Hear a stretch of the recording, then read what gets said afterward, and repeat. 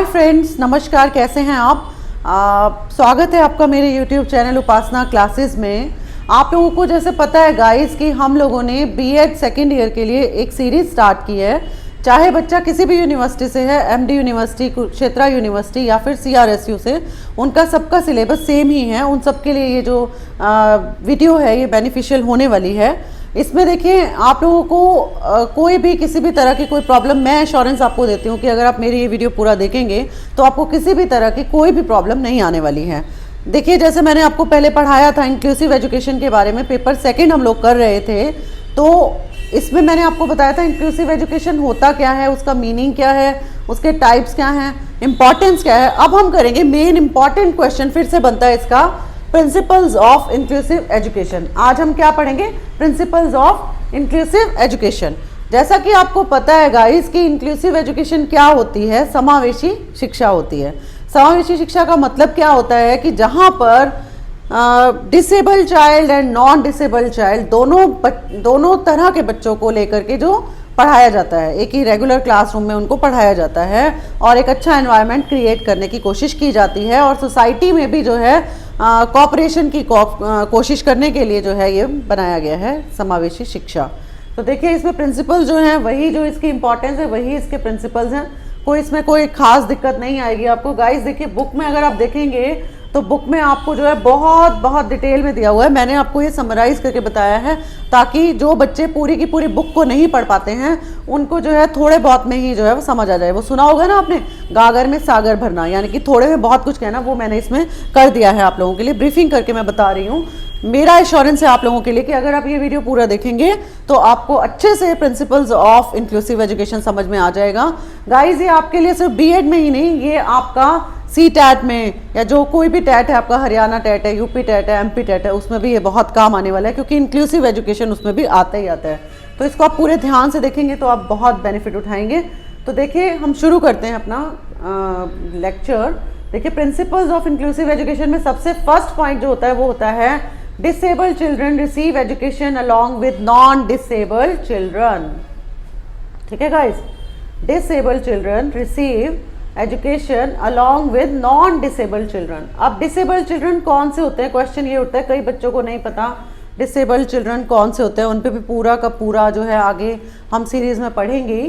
तो disabled children वो होते हैं जो अपना रेगुलर रूटीन में कोई भी काम करने में फिजिकली या मेंटली या फिर विजुअली, ठीक है, हियरिंग इम्पेयरमेंट, मतलब जो भी कोई किसी तरह से असक्षम है बच्चा, उसी को हम डिसेबल्ड कहते हैं।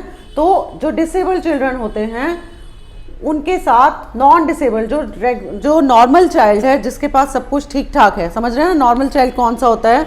जिसके सभी अंग ठीक ठाक काम करते हैं वो नॉर्मल चाइल्ड होता है, और जिसके सभी ऑर्गन्स ठीक से काम नहीं करते हैं वो डिसेबल्ड चाइल्ड होता है। और जो कि डिप्राइव्ड चाइल्ड हो जाता है, तो उस जो डिप्राइव्ड बच्चे होते हैं उनको एक साथ एक ही प्लेटफॉर्म पर लाने के लिए ही इंक्लूसिव एजुकेशन स्टार्ट किया गया था।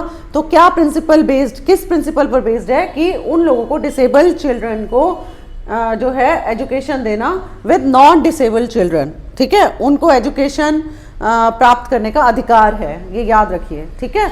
नंबर 2 है आपका, देखिए, provides equal education to both. वही बात है, उन दोनों को, डिसेबल चिल्ड्रन और नॉन डिसेबल चिल्ड्रन को इक्वल जो है एजुकेशन दी जानी चाहिए। इक्वल का मतलब क्या होता है?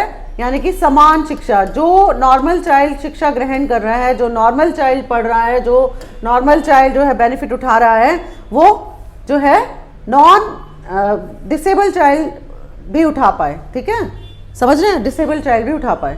थर्ड पॉइंट हमारा क्या है गाइस? देखिए, to promote healthy social relationship. अब देखिए, मैंने आपको पहले भी बताया था, पिछले लेक्चर में भी मैं बता चुकी हूँ कि हेल्दी एनवायरनमेंट कब बनता है। बताया था ना मैंने आप लोगों को, जब हम किसी को रिस्पेक्ट देते हैं, जब हम किसी की वैल्यू करते हैं तो वो भी हमारी वैल्यू करते हैं। जब हम डिसेबल्ड चाइल्ड को, जो पहले ही डिप्राइव्ड है, उनको हम प्यार देंगे, उनको हम समानता का अधिकार देंगे, उनको हम राइट टू एजुकेशन देंगे, तो क्या होगा? उनके पेरेंट्स भी अच्छा फील करेंगे। तो किसको बढ़ावा मिलेगा? To promote healthy social relationship. क्या बनेंगे? हमारे हेल्दी सोशल रिलेशनशिप बनेंगे, और वो भी एक सोसाइटी का हिस्सा बनेंगे हमारे, ठीक है। तो इस प्रिंसिपल पर बेस्ड है हमारा इंक्लूसिव एजुकेशन। फोर्थ पॉइंट है गाइज हमारा to accept the disabled child as an individual. मतलब क्या है इस बात का, समझिए इस बात को। To accept the disabled child as an individual. आपको पता है कि जो डिसेबल्ड चाइल्ड होता है उसको एज एन इंडिविजुअल समझने में भी लोगों को, हमारी सोसाइटी को बहुत परेशानी होती है। ठीक है, तो सरकार ने क्या किया है, क्या प्रिंसिपल बनाया है इसका, कि इस प्रिंसिपल पर बेस किया है कि उनको स्वीकार कीजिए, to accept the disabled child as an individual. स्वीकार करना पड़ेगा आप लोगों को और स्वीकार कीजिए। ठीक है, तो इस प्रिंसिपल पर बेस्ड है। नेक्स्ट है हमारा गाइस इसमें, to attain the goals of universalisation. समझ रहे हैं, to attain the goals of universalisation. अब आपको पता होगा यूनिवर्सल का मतलब क्या होता है यहाँ पर, to attain the goals of universalisation. Universalisation means क्या होता है, हिंदी में अगर हम बोलें तो सार्वभौमिक। ठीक है, जो सबके लिए लागू होता है। ठीक है, जो सबके लिए होता है यूनिवर्सलाइजेशन। शिक्षा है तो वो सबके लिए है। ठीक है, घूमने फिरने का अधिकार है तो वो यूनिवर्सल है। मतलब हर जगह जो लागू होता है वो होता है यूनिवर्सल राइट। तो to attain the goals of universalisation, तो इसको अटेन करने के लिए भी जो है इंक्लूसिव एजुकेशन की ज़रूरत पड़ती है। ठीक है, अब हम इसके बात करेंगे। देखिए इसमें है हमारा 6 point, to involve parents, family, ठीक है, and community all at all stages of education. To involve parents, family, parents मतलब क्या होता है, माता पिता को इन्वॉल्व करते हैं इसमें हम लोग, परिवार को इन्वॉल्व करते हैं, और सोसाइटी, कम्युनिटी को हर स्टेज पर, एजुकेशन की हर स्टेज पर इसमें शामिल किया जाता है। देखिए गाइज, अगर हम इनको शामिल नहीं करेंगे तो हम लोगों का जो मकसद है सबको साथ लेकर चलना वो पूरा नहीं होगा। तो इस प्रिंसिपल को ध्यान में रखते हुए ही इंक्लूसिव एजुकेशन का निर्माण किया गया था। ये बहुत जो है मेन प्रिंसिपल्स हैं और इतना सब पढ़ने की आपको ज़रूरत नहीं है। सिर्फ और सिर्फ आप जो है इन्हीं प्रिंसिपल्स को याद करके पूरा डिटेल में आप लिख सकते हैं। आप इतने कैपेबल तो हैं ही कि एक लाइन से आप 4 लाइन भी बना सकते हैं। तो गाइज आपको इतना सब बुक में पढ़ने की ज़रूरत नहीं है। आप सिर्फ इतना भी पढ़ लेंगे तो बहुत ही जो है एफिशिएंट वे में आप लिख कर आएंगे। ठीक है, लास्ट में आप ये लिख सकते हैं कि दस वी कैन से हम कह सकते हैं कि it's an approach to attain the goals of universalisation, inclusive education, strengths and abilities of all children, ठीक है, are developed in inclusive education। क्या होता है, सब बच्चों की उनकी योग्यताएं, उनकी जो हैं एबिलिटीज़ हैं, उनको डेवलप करने की कोशिश की जाती है। सब बच्चे, बस ये याद रखें कि समावेश करके सभी बच्चों को जिसमें शामिल किया जाए वो क्या होती है आपकी गाइस, वो होती है आपकी इंक्लूसिव एजुकेशन। ठीक है गाइस, तो इट इज़ किस पर बेस्ड है ये, it is based on joint efforts of regular class teachers, the specialist teacher, parents to attain goal. ठीक है, किस किस की ज़रूरत पड़ेगी गोल को अचीव करने में, किस किस की ज़रूरत पड़ेगी, पेरेंट्स की भी ज़रूरत पड़ती है, सोसाइटी की भी ज़रूरत पड़ती है, स्पेशल टीचर्स की भी ज़रूरत पड़ेगी। स्पेशल टीचर्स की ज़रूरत क्यों पड़ेगी, क्योंकि किसको हमने शिक्षा देनी है, स्पेशल बच्चों को भी शिक्षा देनी है और नॉर्मल बच्चों को भी देनी है। तो नॉर्मल स्कूल में स्पेशल टीचर्स को भी लगाया जाना चाहिए ताकि जो डिसेबल्ड चाइल्ड है उनको अच्छे से शिक्षा मिल पाए।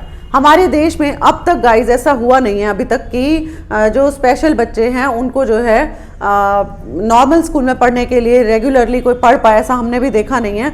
कि अगर कोई मान लीजिए कोई ब्लाइंड है बच्चा, तो उसको जो है नॉर्मल स्कूल में पढ़ने की इजाज़त नहीं दी जाती है। ऐसा नहीं होना चाहिए, उनको भी नॉर्मल स्कूल में पढ़ने का राइट है, उनको भी अपने आप को ग्रो करने का राइट है।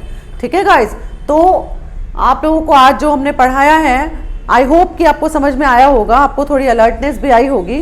तो इसी के साथ मैं अपना ये लेक्चर आज ख़त्म करती हूँ। आपको कोई भी दिक्कत, कोई भी परेशानी हो मेरे लेक्चर में, प्लीज़ कमेंट करते रहिए ताकि हमें अपनी कमियों का पता चलता रहे और हम अपने आप को सुधार करके आपके सामने एक अच्छा जो है प्लेटफॉर्म पे हम पेश कर पाएँ। Thank you guys, thank you.